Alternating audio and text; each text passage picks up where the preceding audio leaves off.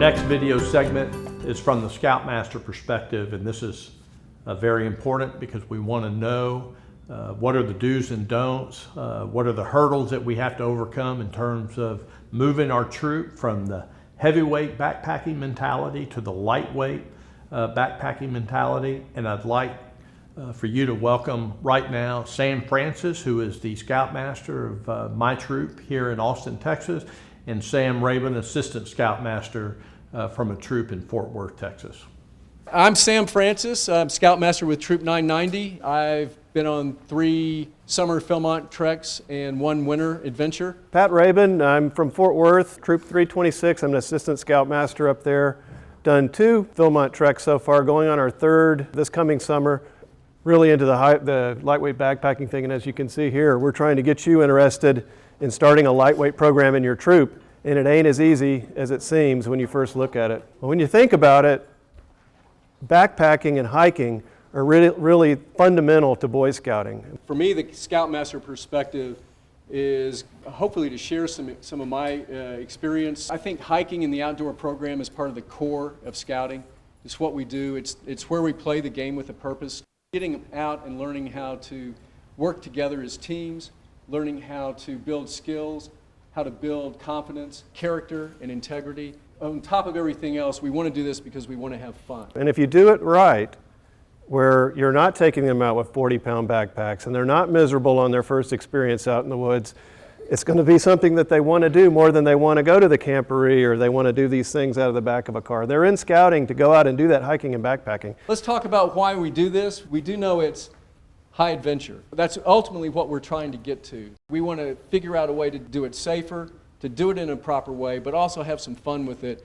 And you see these guys are actually putting on pack covers at Philmont. From a Scoutmaster perspective, there's different levels of development as you go up from younger scouts on up. It's also maturity and a few other things that we have to pay attention to. One of the first one is just age and physical differences. You're going to have boys bridging over from Webelos who are 12 years old, and you're going to have boys at the other end of the spectrum that are 17, going on 18, about to eagle out, and you have to make your program accommodate all those groups. Don't be afraid to get out, especially if we can get them moving in the direction of lighter weight gear. There's less of a physical limitation on them getting out and going to some really cool places. It provides your older boys with a chance to demonstrate leadership, to mentor the younger scouts. You know, one of the core things that we're teaching in Scouting is leadership, and you'll find some really good opportunities for that in introducing your backpacking program. Part of what I'm doing as a Scoutmaster is assessing the interaction among the scouts. It requires them to get involved and do more work on communication and team building, put them in those situations where they have to think about taking down and setting up their equipment every day. So another thing I think we have, Pat, is scouts are growing all the time. So you've got the physical growth could lead to numerous gear purchases, and boy, that can be expensive. The buying gear on a budget lesson that we had earlier is really important because when the scouts are young, their feet are growing fast. You don't need to go out and buy some $115 Solomon trail runners. Use your regular running shoes or your tennis shoes that you would wear for school. Go incrementally and phase into this. Don't try to go out and buy a 12 or 13-year-old boy $600-800 worth of gear. You might as well start off cheaper at the start and then build to the Philmont end of it where you're going to be buying the more expensive gear when they can take care of it. A 10-year-old, 11-year-old scout who's just crossed over doesn't understand how to take care of his gear. It takes a little bit of experience and maturity, and part of the teaching, gear lists and equipment and checklists, and we've got a few that we've handed out here, and they're wonderful. The thing is, you can't just give someone a list and expect them to execute on it. You have to think about not only what they're bringing, but how you're going to manage that or care for that. If you're careful about what you buy and buy something around the 5-pound range, when you split the load between the 2 boys, they're at about 2.5 pounds. So that's a reasonable weight for a boy to carry his share of that tent. They can use a troop tent and still get the backpacking experience before they move on up into the Philmont experience later on in their careers. I don't care what gear you're using, we need to help everyone learn how to use it properly.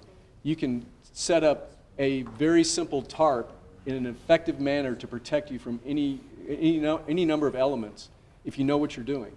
In fact, it might be even more critical to the learning of a scout because you can't get lazy if you're pitching a tarp. There might be a lesson in even looking at the lighter weight from the standpoint of it forcing someone to figure out how to make it work. Some other challenges, shifting the mindset. There are 2 or 3 levels of that. The first is when you're crossing guys over from Cub Scouts, from Webelos, and you're shifting from a family camping, car camping environment to a more challenging set of circumstances. So you'll find people that are inadequately prepared. Confusing going lightweight with not taking the proper gear.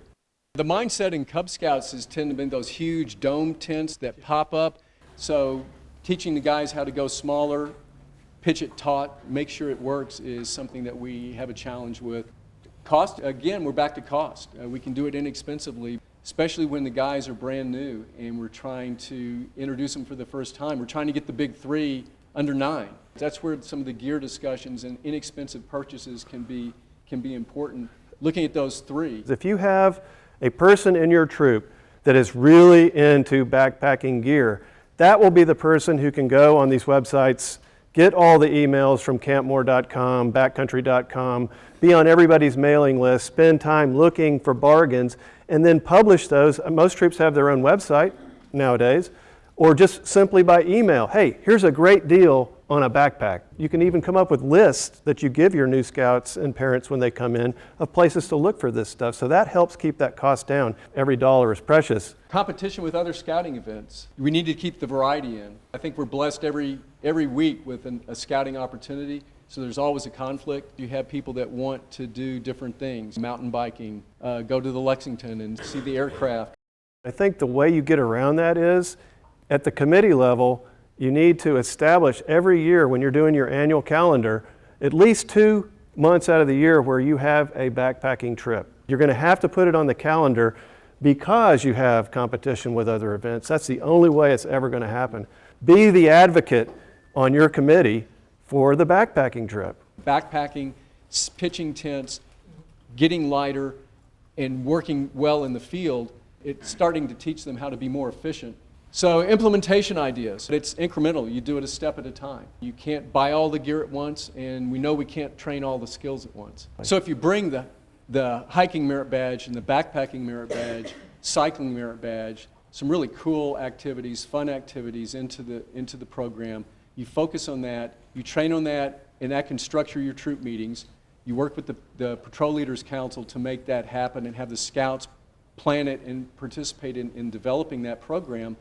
Then they're invested in it, and as a result, they start building and developing those skills, and it becomes part of your outdoor program. And hiking is a great way to start because you're buying the shoes, you're getting your rain gear, you're getting a day pack, things that you'll be using from now on, and you get to get out. Take advantage of the bad weather as well as the good weather. Gear checklists. Let's talk more about the multiple skill levels and training. It's not just something that you can put out 3 different gear lists and then expect people to execute on that without any additional feedback. You have to go over those gear lists more than once. You have to sit down with the scouts. We think it's helpful to bring in and have parent training to help educate them at some level about what we're teaching the scouts. When you start adding up that extra clothing, that extra gear, you've got 5, 10 additional pounds of weight that the scout doesn't need to carry. You know, you may want to have the beginning, intermediate, and experience. And sometimes the checklist is the thing we don't teach. Doing a shakedown before a backpacker where you actually have everyone pull it out and say, okay, show me what you got, like we did today. That's essential, particularly if you're doing a camp out with your new scouts that have just bridged over. You've got to take a time in a troop meeting to do a gear shakedown, or you'll be stunned at what you'll find in some of these packs. Or what you won't find. Encouraging the beginning scouts to think about tent first when you think about the big 3, because that's something where they can reduce weight, they can learn to work together with a buddy, and as well they start learning to care for it, and it's something that in 2 years it still is good enough where they could go to Philmont or some high adventure and they don't have to repurchase gear at that time. That's perfect on what to buy first. You've got to think about the tent, but many of these guys are crossing over as new scouts don't have a backpack yet. On the cheap, they could use their day packs, their school packs, especially if we can get some of this other gear a little bit lighter. They're all equally important. That's where sharing gear and borrowing and loaning gear within the troop can work a lot. There are no wrong or perfectly right answers. They're all important. One thing on that last slide was the group purchases thing. Think about that too for things like packs and sleeping bags. You'd be amazed at the kind of discounts you get. Over the years, we've bought probably 40 or 45 packs from Gossamer Gear. They always give us a great discount. They're always fantastic to work with. And you can get a lot of gear bought at one time for a great bargain. Thank you, Gossamer Gear.